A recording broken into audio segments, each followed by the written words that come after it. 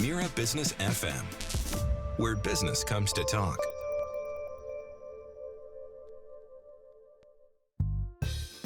Welcome back. This is Midday Majlis on Mira Business FM with myself, Sahar Mushtaq. And now, joining us online from London is Sajid Khan, founder and group CEO of Elite Group and a UK trained safeguarding and education leader.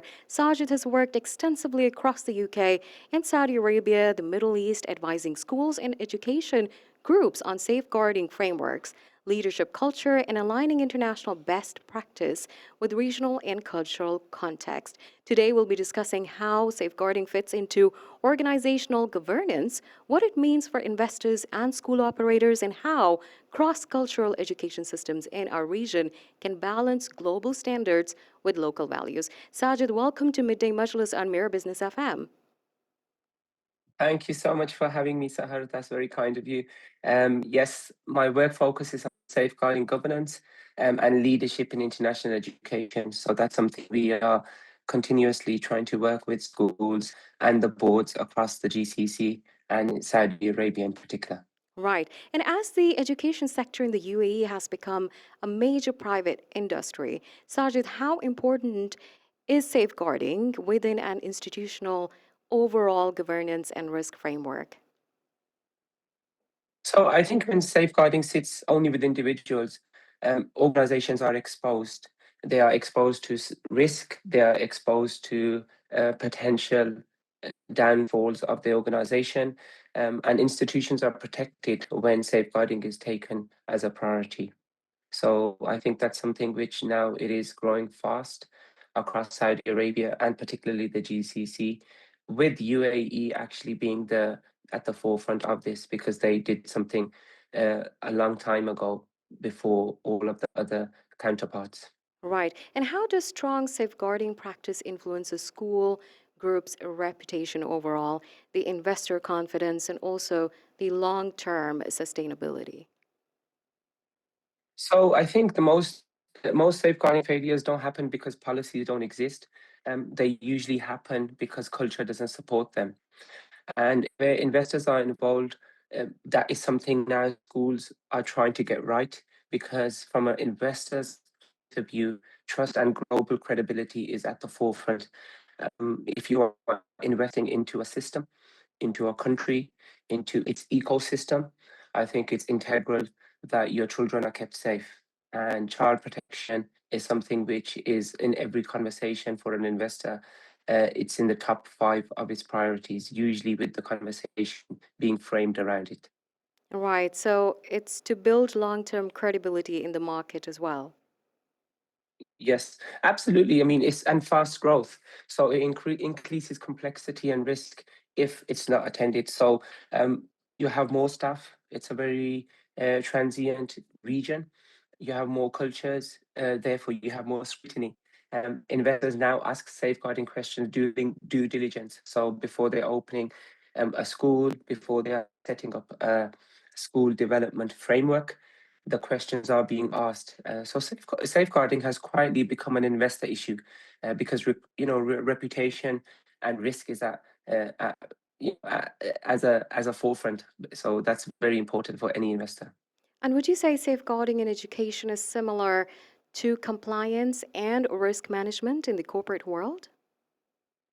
I think they're very different. Mhm. So safeguarding for children and in an educational sector, although it's an umbrella of protection, I think safeguarding and child protection, particularly amongst education and in schools, is very different compared to adults and children because the risks are different, the cultures are different, the ways of dealing with the risks are very, very different. But overall, the credibility of any organization is measured on how safe you can keep its people, whether Right. it's a country, a society, an institute. So although things technically might be a little bit different, on a whole, I think safeguarding is a universal goal and a universal priority. Indeed. And what are the operational and reputational risks for education providers that fail to build these strong safeguarding systems in current age and time? So I think one of the risks are making sure it's done correctly in its right context. So, for example, you can't copy and paste UK safeguarding laws and practices out into the GCC. The context is different, the cultures are very different, the families are very different in terms of receiving the types of language one would discuss in a safeguarding meeting. And I found this very early on in my safeguarding career when I would meet with parents and families in Saudi Arabia. So I think one of the challenges that the leadership are facing is ensuring we can offer the most effective safety and safeguarding for our families, but it has to be in line with the culture. And that's where we at the elite group focus on, because it is on the ground, in person, in Arabic, in Malay, in Urdu, in English, to ensure that there's no misunderstanding when it comes to child protection. All right.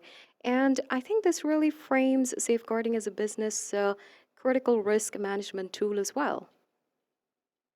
Yes, absolutely. Because if your safeguarding fails, everything around it can just crack very quickly and can just fall apart very easily.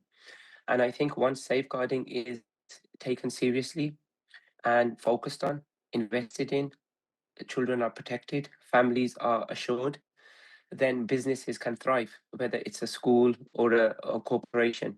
And we are finding even companies out here whom ordinarily would never have considered safeguarding training are starting to look into what this looks like for safer recruitment, for example. Hmm. Uh, as a teacher, when you are recruiting or when you are receiving a big number of teachers and educators coming in from around the world, it is extremely important these teachers are vetted correctly.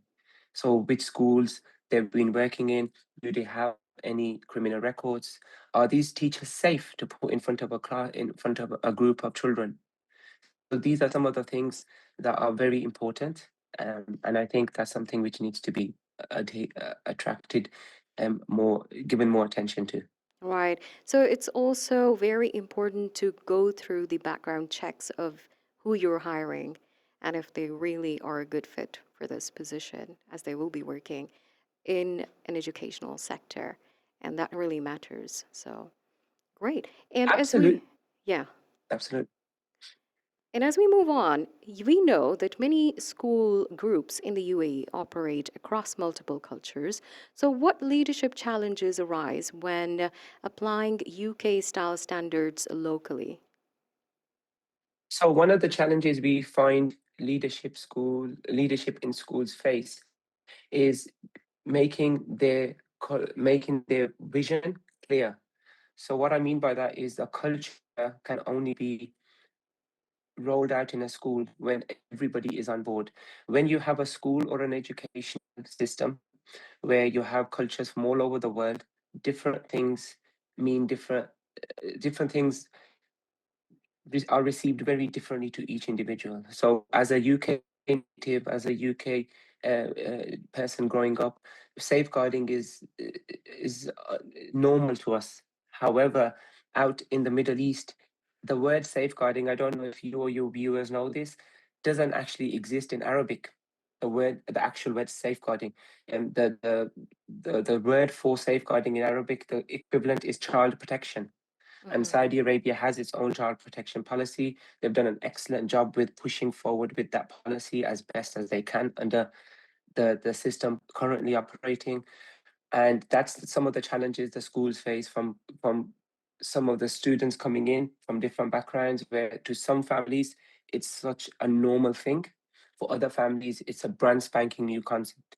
So that it's getting that line and understanding everybody. And again, it's balancing the global standards with the local culture, right? That's where the leadership challenge mostly comes from. Yes, absolutely. I mean, when it comes to safeguarding, there is no one specific country. I would say it would be very wrong or ignorant of me to say there is only one country or institute which is the go-to perfect way to lead in safeguarding. The UK historically has been very strong in its frameworks, and that has been because the education system is very matured. If you compare that the GCC now, it's changing rapidly Mhm. because of the investment coming in from outside, the focus on education and leadership. And from a business point of view, you want to ensure you have the most strong and effective frameworks in place. So historically, UK has that. In the GCC, you have Abu Dhabi, UAE, Dubai, all now focusing on safeguarding as a priority. And this was a law that was changed, as your viewers may not know, because of the child protection law in the UAE referred to as Wadima's law. So that was a big change, and that's something which we are working on ourselves out here in Saudi Arabia, pushing schools, working with leadership to try to enforce that, to make sure all people are protected. Right. And are investors and operators in the UAE paying more attention to safeguarding and governance during expansion or acquisitions right now? So yes, absolutely. So like I've mentioned earlier, the conversations, it's really important for investors now to ensure they understand exactly what protocols are in place, what steps are being taken to ensure children are safe, and more importantly, it's protecting their assets ultimately. And the strongest asset for any individual is their child. And before you even come in to invest, you need to see, feel, and acknowledge that the community, the scenarios around that community, and the circumstances and environment are safe. So investors are definitely focusing a lot more on that, because if they don't feel safe, that erodes trust, it erodes credibility, and it erodes that faith in that system. And that's why safeguarding is becoming very, very prevalent now in every investor meeting that I've attended. Right. And my final question to you, Sajid, is if you were to advise the board of a growing education group in the UAE, what would be your Mhm. top safeguarding priority from a governance and risk perspective? So safeguarding is one of the clearest indicators of leadership maturity in education. That's what we believe. When it's treated as a governance priority, we feel institutions become safer, stronger, and more sustainable. The reason why this needs to have more attention, we feel, is because very few people do not care. I refuse to believe there's any individual out there who does not care about protecting children. I think it's about knowing how that care looks like, and that's something which my advice would be, my feedback would be, is keep working on those strong systems that you have been, keep pushing that message. It needs to be from the top down, not from the bottom up, and I think UAE have done a fantastic job of that. And that's quite evident when we speak to leaderships across the GCC. They refer to UAE quite regularly about how strong their safeguarding frameworks are, their safety is, how the children are protected in schools. So I think that that's something which they're way ahead of the curve on, and something which everybody else is working towards. Right. And so the key message here we get is that business leaders, for the business leaders, is that safeguarding is a strategic priority and not an afterthought. No, absolutely. I mean, any organization which doesn't value safeguarding will be left behind. And for strategic partners and strategic investors coming in, we would say to them, it's at the forefront of everything any organization is doing out in the Middle East, particularly out in Saudi Arabia and in the UAE. And from a governance perspective, it comes down to risk and trust. So yes, the if the risk is mitigated, the trust will grow, and that's what the investors are looking for. That's what I feel it's happening on the ground, in real time. All right.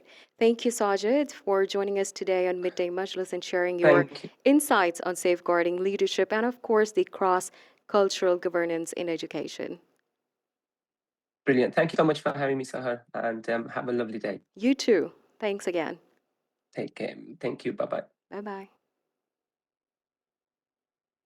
And well, Sajid's expertise were actually so insightful, and they did align with the international best practices and with local contexts, which are truly required in this time and age when it comes to safeguarding. And with that, we come to the end of this conversation on Midday Majlis. I'll be back with more engaging conversations and insights. Don't forget to like and subscribe to Mira Business FM and stay updated with all our shows and discussions.